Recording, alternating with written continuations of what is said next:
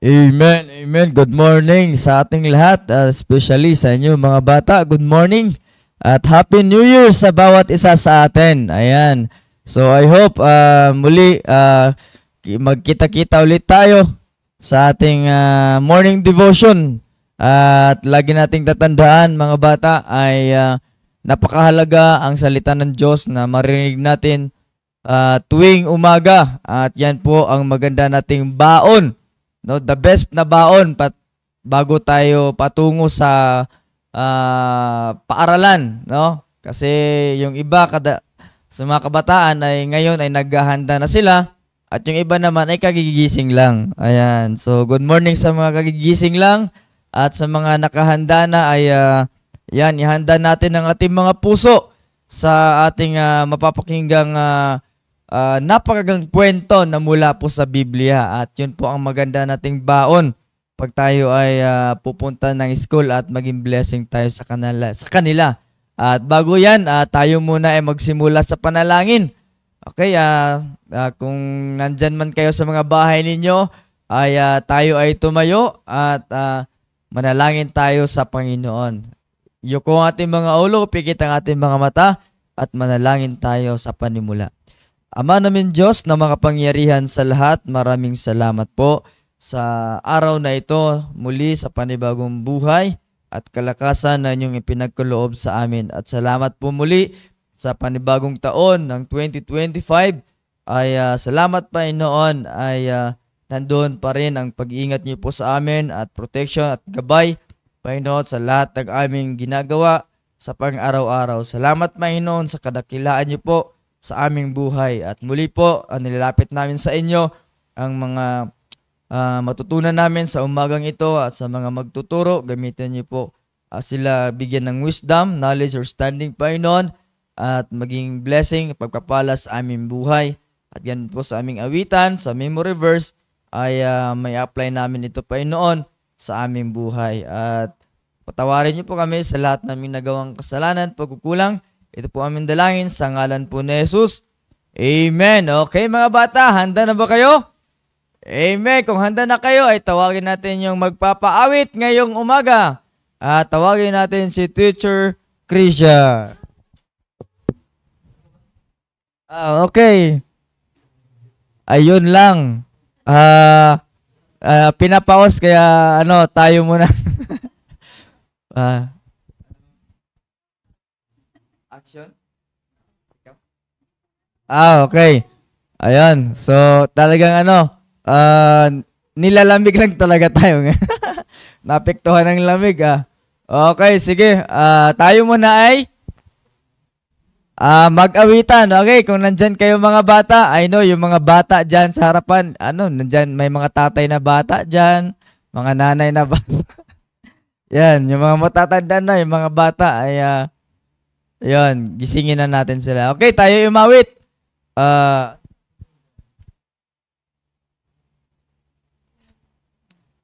Awitin natin yung For God So Loved the World. For God So Loved the World. Yan, napakagandang awitin yan mga bata.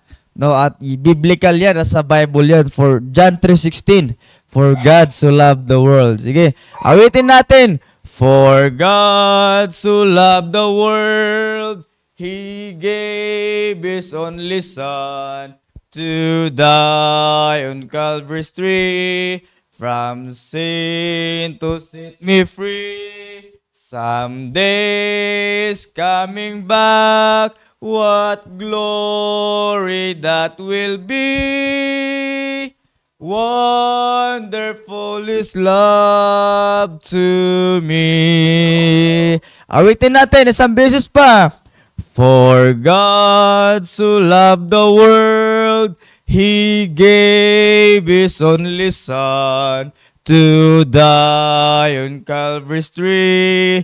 From sin to set me free. Someday is coming back. What glory that will be. Wonderful is love to me. Ayan mga bata. So magandang awitin yan sa ating panimula sa panibagong taon ng 2025. For God so loved the world. Ayan, tandaan nyo lagi na mahal tayo ng Diyos. Kaya mga bata, tandaan nyo yun ha. Sa tuwing tayo ay pupunta sa school, tandaan natin ay kasama natin ang Panginoon. Kaya dapat laging masaya, walang malungkot. No? Yan ang turo ng ating simbahan. Huwag malungkot, dapat laging masaya kasi kasama natin ang Panginoon. Okay, tawagin natin si Teacher Krisha sa ating memory verse. Ayan mga bata, magandang umaga sa ating lahat. So natapos na tayo sa ating awitan, tayo naman ay dadako sa ating memory verse. Diyan tayo sa 1 Thessalonians chapter 5 verse 18. Ang sabi ng Bible, "In everything give thanks, for this is the will of God in Christ Jesus concerning you." Ayan, ano ang ibig sabihin ng ating memory verse? In everything give thanks. Ibig sabihin nun, sa lahat ng bagay na natatanggap natin, sa lahat ng mga nangyayari sa atin, sa lahat ng mga binibigay sa atin ng Panginoon, ano ang sabi ng Bible dyan? In everything give thanks. Matuto tayong magpasalamat. For this is the will of God in Christ Jesus concerning you. Sapagkat ito ay ang nais ng ating Panginoon. Nais ng Panginoon, gusto ng Panginoon yan, kaya meron tayo yan, kaya ibinigay ng Diyos sa atin yan, sapagkat kagustuhan ng Panginoon yan. Kaya tayo ganito, sapagkat kagustuhan ng Panginoon yan. Maaring maraming beses na marami tayong reklamo sa buhay natin. Pero ano ang sabi ng Bible? Pasalamatan natin ang Diyos. Sapagkat, ano ba ang sabi doon? Bakit kailangan natin magpasalamat? Kasi yun ay kagustuhan ng Panginoon sa atin. Hindi man tayo pinanganak na tayo ay maging isang presidente o tumatakbo dyan sa mga politiko. O tapos naiinggit ang mga iba. Pero ano ang sabi ng Bible? In everything give thanks. Kung ano ang meron dyan sa hapagkainan, kung ano ang ibibigay ng nanay ninyo na baon, at kung ano ang matatanggap ninyo na score ninyo sa school, magpasalamat sa Panginoon. Sapagkat kung ano naman ang ginawa mo, yun naman yung magiging result. Okay? Kaya mga bata, lagi nating ilalagay sa isip natin yan ha. Ang baon natin ngayong araw na ito ay pasasalamat. Matuto tayong magbigay ng pasasalamat kahit na sa maliit na bagay man yan hanggang sa malaki. Kahit na candy man yan, kahit na piso man yan na natanggap mo, ano ang sabi ng Bible? Give thanks. Okay? Kaya yan yung number 1 na dapat nating matutunan, ang matutong magpasalamat. Lalong-lalo na sa Panginoon. Kaya syempre, kapag once na marunong tayong magpasalamat, hindi tayo makakalimot manalangin sa Panginoon. Siyempre, sa pamamagitan ng panalangin, doon natin nakakausap ang Diyos, di ba? Kaya sa pamamagitan nun, yun yung communication natin sa Panginoon. Paggising lang natin sa umaga, magpasalamat na tayo. Kumakain tayo, magpasalamat tayo. Kung anong meron sa atin, magpapasalamat tayo. Kasi yan ang kagustuhan ng ating Panginoon. Kaya mga bata, sabay-sabay nating basahin ang ating memory verse sa 1 Thessalonians chapter 5 verse 18. In everything give thanks, for this is the will of God in Christ Jesus concerning you. Kaya mga bata, kayo ay makinig sa ating teacher na si Ma'am Cherry. Kaya ating tatawagin si Ma'am Cherry. Good morning sa inyong lahat at I hope na kayo ay handang-handa na para makapakinig ng kwento. At ang pinakamaganda, ang kwentong pinag-uusapan natin dito ay galing sa ating King James Bible. Ibig sabihin, salita ito ng Diyos. Hindi lang natin nakuha ito doon sa kanto na may nagkwento tapos ikukwento namin dito. Hindi, di ba? Galing ito sa salita ng Diyos. Kaya ngayong umagang ito ay excited na rin ako na ibahagi sa inyo ang kwento patungkol sa, ano kaya ito? 10 lepers. Ang ibig sabihin nito ay yung 10 may ketong. Ayan, at Hindi naman sinabi dito kung babae o lalaki itong mga ito, pero palagay ko ay mga lalaki ito. O sige, tignan na natin kung ano yung kwento. At nagsimula ang kwento dito sa paglalakad ng Panginoong Hesus.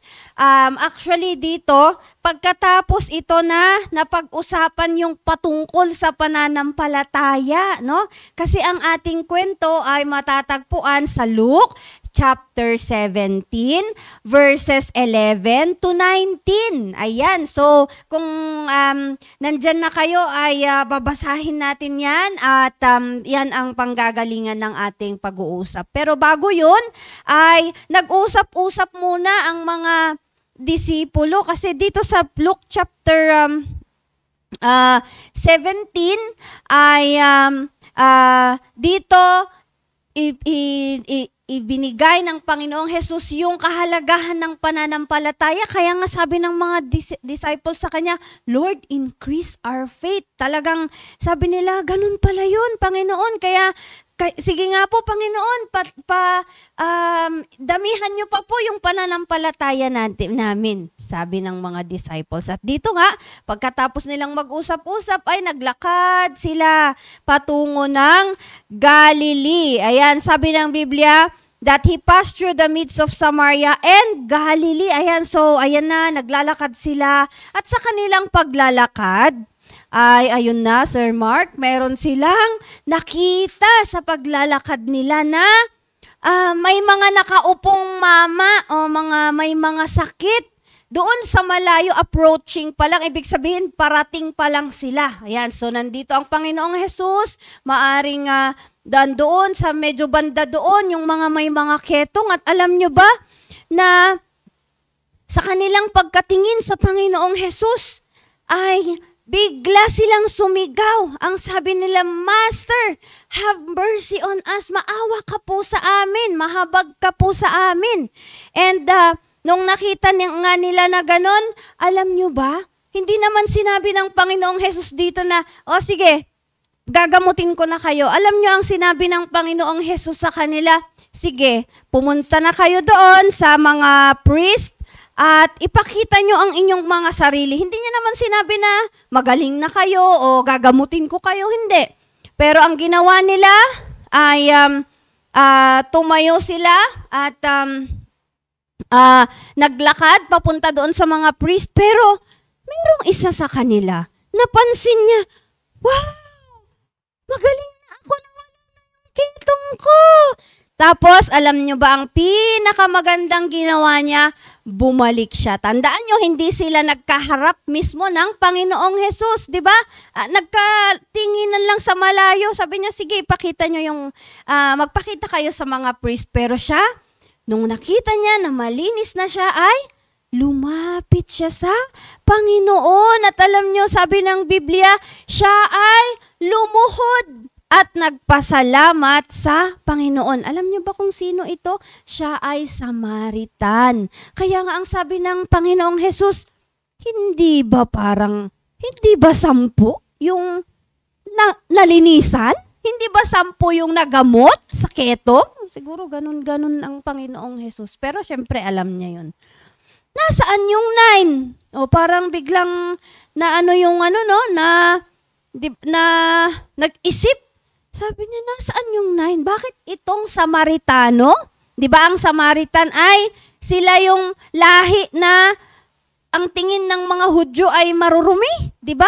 Pero alam nyo, siya yung nakaisip na bumalik sa Panginoon at magpasalamat at mag-worship. Kaya ang sabi ng Panginoon sa kanya, ayan, sabi niya, arise, go thy way, thy faith hath made thee whole. Yan, sabi niya, sige, tumayo ka na at magpatuloy ka na sa iyong pupuntahan dahil alam mo ba kung ano ang nakapagpagaling sa'yo? Yung iyong pananampalataya. Oh, di ba? At ang ganda-ganda ng kwentong ito, di ba?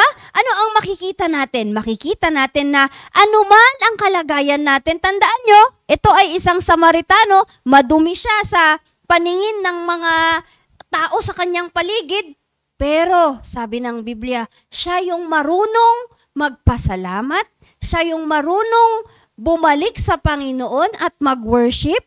Kaya sabi nga ng Panginoon, thy faith hath made thee whole.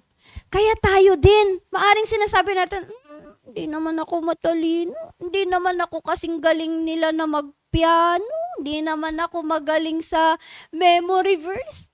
Pero sabi ng Panginoon, umasa ka sa Panginoon, manampalataya ka sa Panginoon, at dahil sa iyong pananampalataya, ay gagamitin ka rin ng Diyos. Ayan. Di ba? Baka kasi hindi mo naman hinihingi. Di ba? So, ganun yung gagawin natin. At pag ibinigay na yan ng Diyos, anong sabi ni Sister Krisha kanina sa ating memory verse? Matutong magpasalamat. Kaya nga, ang magandang halimbawa itong Samaritano na ito. Siya ay pinagaling ng Panginoon at siya ay nagpasalamat. Kaya dapat ganun din yung gagawin natin. Kaninang umaga, sino sa inyo yung pagkagising ay ang unang-unang nasa isip ay magpasalamat sa Diyos? Diba? O ang unang-unang yung naisip ay, asan na ba yung cellphone ko? Diba? O kung ano-ano pang mga naisip ninyo. Pero alam nyo, dahil natututo tayo mula sa salita ng Diyos, kung dati hindi man natin ginagawa, ngayon, magandang gawin natin. Ano man ang kalagayan natin sa buhay, lagi nating ipagpapasalamat sa Panginoon. Okay? So I hope sa maghapon na ito, pagpunta nyo sa school, ay meron kayong baon-baon. Pagkatingin nyo dun sa mga classmates ninyo, maaring hindi man sila masyadong mababait, sabihin mo, Panginoon, thank you. Kasi meron akong opportunity na maging pasensyoso dahil meron akong mga ganitong kaklase. Panginoon, may quiz kami ngayon, thank you. Dahil meron akong opportunity maging honest. Dahil hindi po ako kokopya. Hindi ako magbubukas ng notebook. Di ba? At pagka walang masyadong binigay na baon sa iyo si nanay dahil naubos na nung New Year, sasabihin mo, Panginoon, thank you. Kasi may panahon ako ngayon para maging kontento sa kung anuman ang meron. Di ba? So, sa lahat ng pagkakataon ay pwede nating pasalamatan yan sa Diyos. At tawagin na natin si Preacher Domar. Thank you po. Okay, mga bata. So, I hope ay may natutunan tayo sa kwento ng 10 lepers. Ayan. So, I hope yan po ay isa sa mga bagay na dapat matutunan natin. At napakaganda, mga bata, na pag tuwing tayo magbubuklat ng Bible natin ay alam na natin yung mga kwento ng Bible. At yun ang magiging natin sa buhay natin, sa pang-araw-araw, encouragement na kaya palang gawin natin yung mga ganung bagay.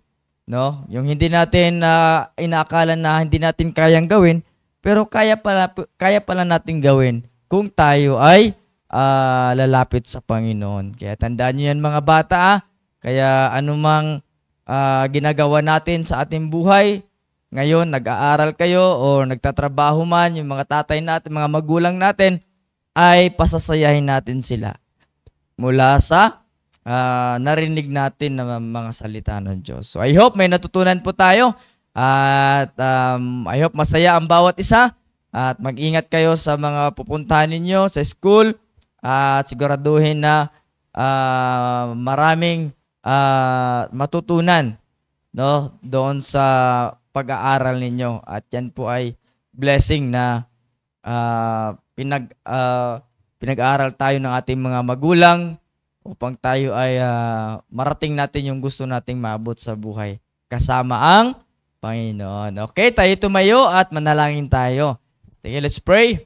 Manamin Diyos na mga pangyarihan sa lahat, salamat Panginoon sa inyong mga salita na aming natanggap sa umagang ito. Thank you sa ginamit niyo po na nagtuturo, si Teacher Ma'am Cherry, Panginoon. At salamat po sa paggamit niyo po sa Kanya na may hayag ang inyong salita. At we pray, Lord, na ito po ay tatanggapin namin at may apply namin sa aming buhay at maging blessing sa mga tao, Panginoon, na nakasalubong namin, nakakausap namin. At ingatan niyo po ang bawat isa sa mga papunta ng trabaho. Ingatan niyo po, proteksyonan at gabayan, ilayo sa disgrasya at kapahamakan. At patawarin niyo po kami, Panginoon, sa lahat ng nagawang kasalanan po namin. Ito po aming dalangin sa pangalan namin, Panginoong Jesus. Amen. Amen. Good morning sa ating lahat. To God be the glory. At mag-ingat po tayo.